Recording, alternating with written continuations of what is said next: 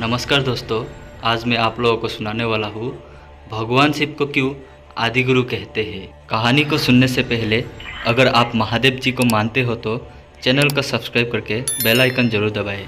साथ ही लाइक करना ना भूलें और कमेंट में लिखो हर हर महादेव। सनातन धर्म में भगवान शिव को सृष्टि के संहारक के रूप में पूजा जाता है।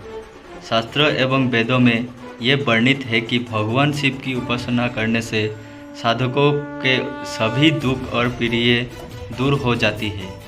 जिन साधकों पर भगवान शिव की कृपा बनी रहती है उन्हें जीवन में नकारात्मक विचार नहीं आते हैं।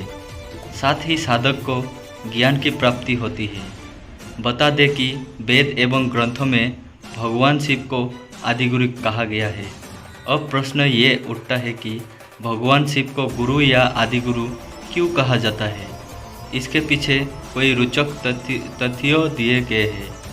आज हम इसी विषय पर बात करेंगे और जानेंगे कि क्यों कहा जाता है भगवान शिव को आदिगुरु। सनातन धर्म में गुरु शब्द का अर्थ शिक्षक या ज्ञानदाता है, जो मनुष्यों को अज्ञानता से ज्ञान की ओर ले जाते हैं। उन्हें गुरु कहा जाता है। गुरु की देखरेख में एक शिष्य कोई प्रकार के गुण सीखता है। साथ ही वो जीवन में उपयोग में लाए जाने वाली विभिन्न नीति, अनुशासन व नियमों को गुरु से ही प्राप्त करता है। वास्तव में गुरु की महिमा का कोई भी वर्णन नहीं कर सकता है। गुरु का स्थान भगवान से भी अधिक होता है। इसलिए एक श्लोक में कहा गया है कि गुरु ही ब्रह्म है, जिन्होंने सृष्टि की रचना की। गुरु ही सृष्टि के पालक है, जैसे भगवान विष्णु, और गुरु ही सृष्टि के संहारक है, जैसे भगवान शिव। देवादिदेव महादेव मनुष्यों को उनकी कर्म के बंधक से मुक्त करते हैं। बता दें कि प्रमुख वेदों में भगवान शिव के विभिन्न नामों का वर्णन किया गया है। अथर्ववेद में भगवान शिव को महादेव, शिव, शंभु कहा गया है। यजुर्वेद में भोलेनाथ को रुद्र और कल्याणकारी कहा गया है। उपनिषद में शिव जी को गुरु और जगत गुरु के नाम से वर्णित किया गया है। वही ऋग्वेद में देवादिदेव को रुद्र के नाम से संबोधित किया गया है।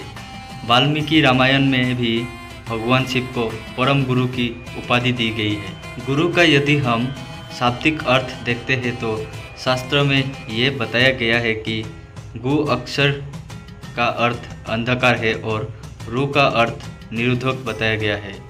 ऐसे में जो अंधकार से प्रकाश की ओर ले जाता है और अज्ञानता के मार्ग को मिटाकर ज्ञान का मार्ग दिखाता है, उन्हें ही गुरु कहा जाता है। बता दें कि शास्त्रों में सप्त ऋषियों के विषय में विस्तार से बताया गया है। इसके साथ ये भी बताया गया है कि सप्त ऋषियों का जन्म ब्रह्मा जी के मस्तिष्क से हुआ था। इसलिए इन सप्त ऋषियों को ज्ञान, विज्ञान, धर्म, ज्योतिष और योग में सर्वश्रेष्ठ माना जाता है। ये सप्त ऋषि है वशिष्ठ, विश्वामित्र, कण्व, भारद्वाज, अत्रि, वामदेव और शौनक।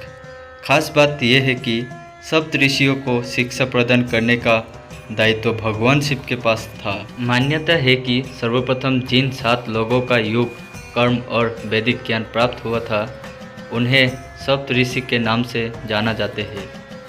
इसका अर्थ ये भी निकलता है कि भगवान शिव से ही योग, धर्म, कर्म, वैदिक ज्ञान का उद्भव हुआ था। यही कारण है कि हम भगवान शिव को आदिगुरु या आदियोगी के रूप में पूजते हैं। तो दोस्तों, ये थी भगवान शिव की आदिगुरु की कहानी।